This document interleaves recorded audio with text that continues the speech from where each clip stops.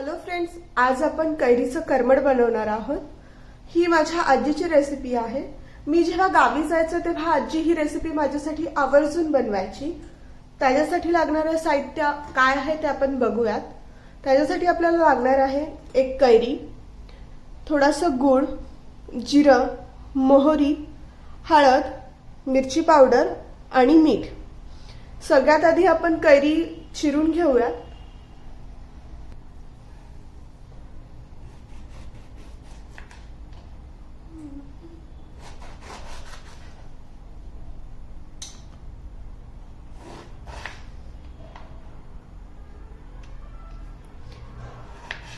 ह्यासाठी मी कैरी थोडी मोठी मोठी चिरणार आहे।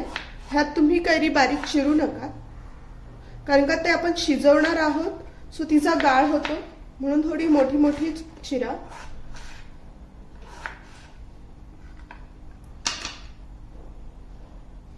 त्यातली जी कोय असते ती मी काढून घेतेय।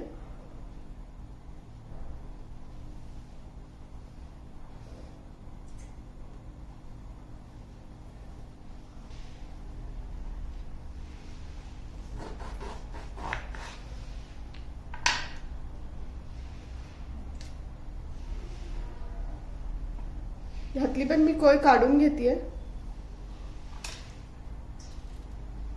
थोडी कैरी इथे खराब आहे, ती आपण कट करून घेऊया।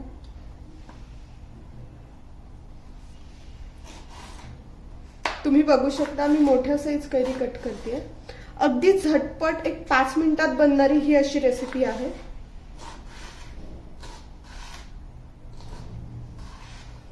आपली कैरी कट करून झाली आहे। आता आपण फोडणीची तयारी करूया।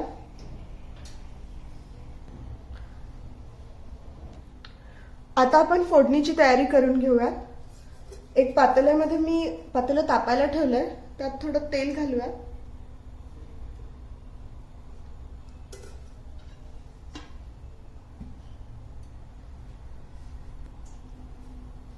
आपलं तेल असं छान तापलं आहे। आता त्यात मी थोडी मोहरी घालतेय। आपण त्यात थोडी मोहरी घालूया। मोहरी छान तडतडली आहे, त्यात थोडंसं जिरं घालूया।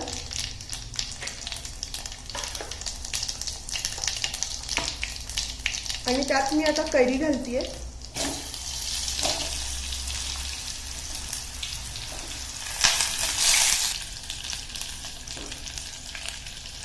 कैरी शिजतानाच आपण त्यात मीठ घालून घेऊया। थोडी हळद आणि मिरची पावडर।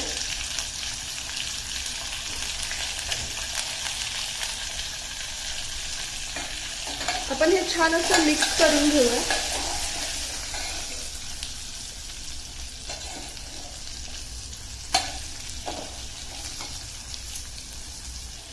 आपण हे छान हलवून घेतलंय। आता त्यात आपण गूळ ऍड करूया।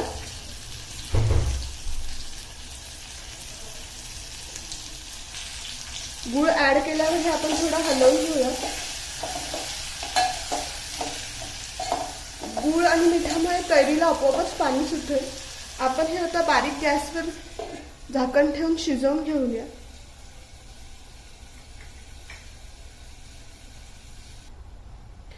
एक 5 मिनिट आपण बारीक गॅसवर कैरी शिजवली आहे। तुम्ही बघू शकता ही अशी छान अशी मऊ झालेली आहे। आपलं कैरीचं करमट तयार आहे। आपण ते प्लेटमध्ये काढून घेऊया।